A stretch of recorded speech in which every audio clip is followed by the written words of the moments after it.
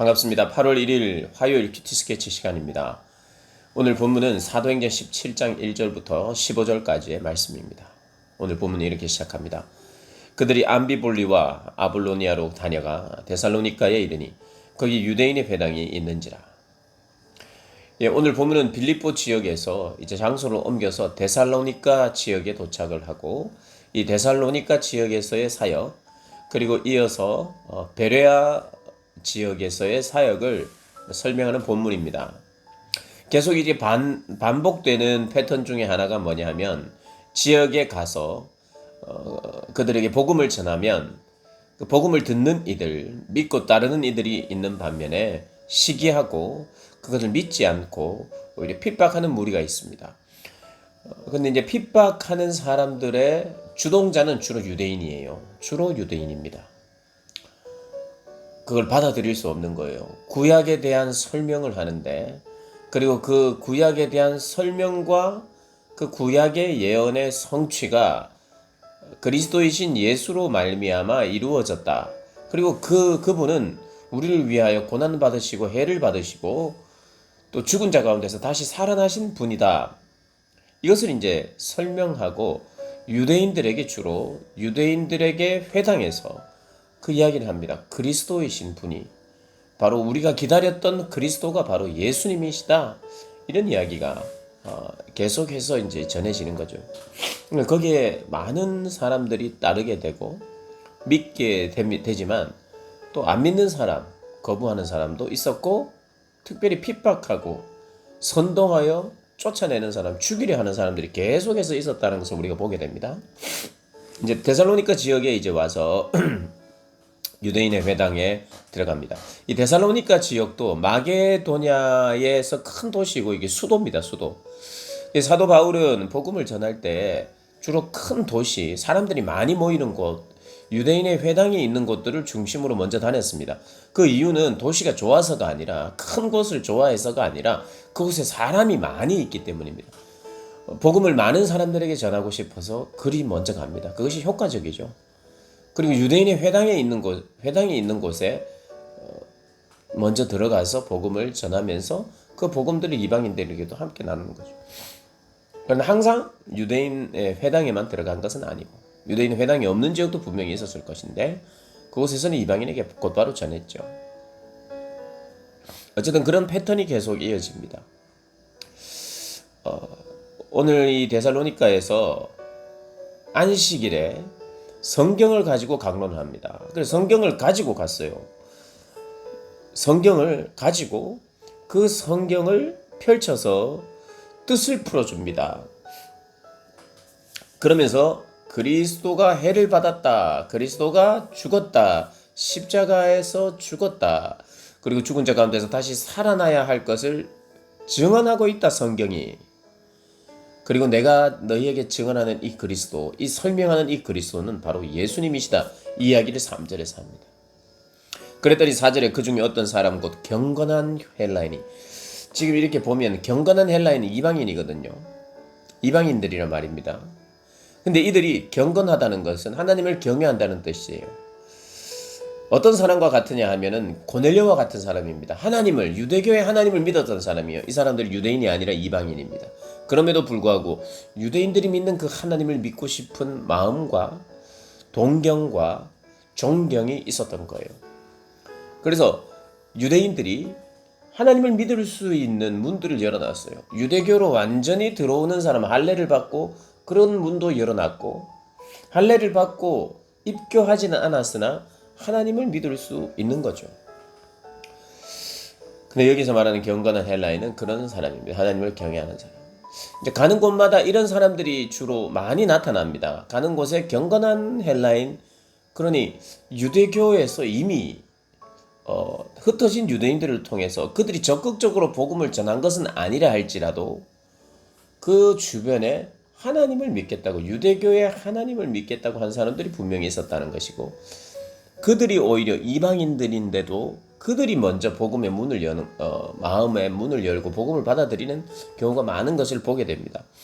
오늘도 어떤 사람은 곧 경건한 헬라인의 큰 무리와 적지 않은 귀부인도 고난을 받고 바울과 실라를 따랐다. 그들을 영접했다는 거예요.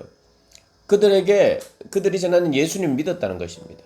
근데 5절에 그러나 유대인들은 시기하고 유대인들은 그것을 듣지 않았다는 거죠. 그것을 받아들이지 않았다는 거예요. 저자의 어떤 불량한 사람들을 데리고 와서 성을 소동하고 바울을 데리고 있는 야손의 집에 침입해서 그들을 백성 가운데 끌어내게 해서 뭔가 조치를 취하고 혹은 뭐 죽이려고 했겠죠. 그런데 그때 바울을 숨겨준 것입니다. 야손이. 그리고 얼마 정도의 돈을 주고 6절에 보니까 야손의 집에서 발견하지 못하고 야손과 몇 형제들을 끌고 읍장들 앞에 가서 소리질러 이르되 천하를 어지럽게 하던 이 사람들이 여기도 이름에 여기에 이르렀다. 천하를 어지럽게 하는 사람이다. 그리고 7절을 보면 가이사의 명을 거역하여 말하되 다른 임금 곧 예수, 임금이 예수다. 다른 황제가 있다. 이런 것으로 천하를 어지럽게 만든다는 거예요. 그래서 그런 이제 소동이 있었는데 야손과 그 나머지 사람들이 보석금을 줬습니다. 주고 이제 풀려 나왔어요. 그러면서 이제 밤에 이 형제들이 바울과 실라를 이렇게 보냅니다. 바울과 실라를 다른 곳으로 피하게 도와주죠. 그래서 피해서 간 곳이 어디냐? 베레아입니다. 베레아 지역에 갑니다. 베레아에 있는 사람들은 11절에 데살로니가에 있는 사람들보다 더 너그러워서 간절한 마음으로 말씀을 받고 이것이 그런가 하여 날마다 성경을 상고함으로 베레아 지역에 이렇게 갔는데 어떻게 보면 쫓겨났죠. 어떻게 보면 도망 나왔습니다. 그런데 이 베레아 사람들에게 정말 하나님의 말씀에 대한 간절함이 있는 것을 보고 또 그것을 확인하기 위해서 날마다 성경을 상고하고 간절한 마음으로 성경을 찾고 바라는 아주 건강한 사람들이었다는 거예요. 그러면서 성경이 뭐 유일한지는 모르겠으나 거의 제가 생각했을 땐 유일한 것 같아요. 두 지역을 비교하면서 두 지역에 사는 사람들을 비교하면서 데살로니가 지역에 사는 사람들보다 베레아 지역에 사는 사람들이 훨씬 좋은 사람들이다 이렇게 이야기합니다. 어떤 부분에서 좋으냐? 마음을 활짝 열고 너그러워서 경건하여서 말씀을 간절한 마음으로 받고 그리고 그것을 성경을 통해서 확인하고 살피고 예수에 대한 이야기들을 살피면서 이것이 과연 예수에 대한 이야기인가 확인하면서 그렇게 신앙생활을 하는 사람들이 생겨났다는 겁니다. 그래서 그 중에 믿는 사람이 많고 또 헬라의 귀부인과 남자가 적지 않았다. 헬라인들이 이방인들이 그렇게 많이 믿었다는 겁니다. 그런데 어떤 일이 또 있었느냐? 데살로니가 지역에 있던 사람들이 유대인들이 바울을 잡겠다고 또 이곳 베레아까지 또 옵니다. 바울이 하나님의 말씀을 베레아에서도 전하는 줄 알고 거기도 가서 무리를 움직여 소동하게 하거늘 그 소동했어요.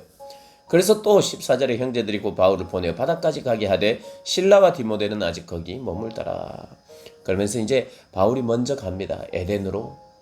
아덴으로 그렇게 먼저 갑니다.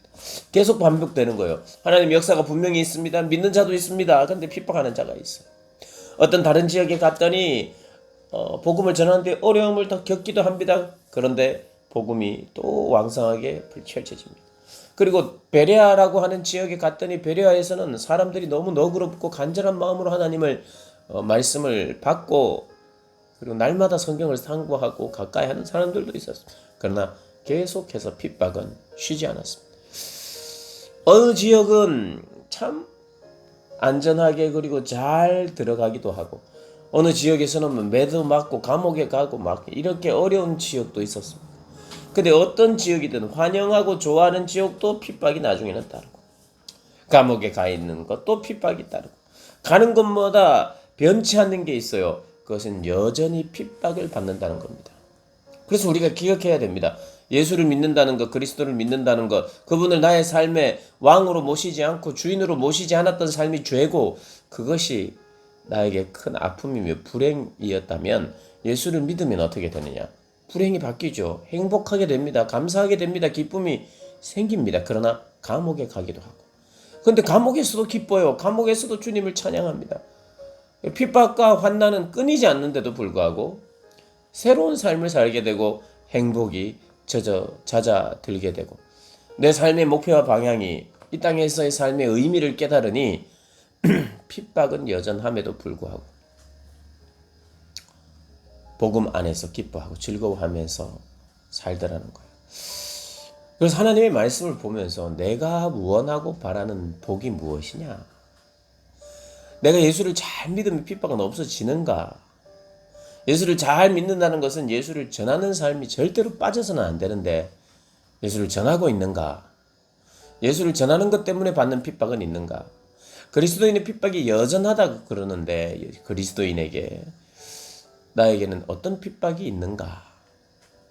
한번 돌아보시면서 나는 정말 하나님 보시기에 성경적인 삶을 살고 있는가? 돌아보시면서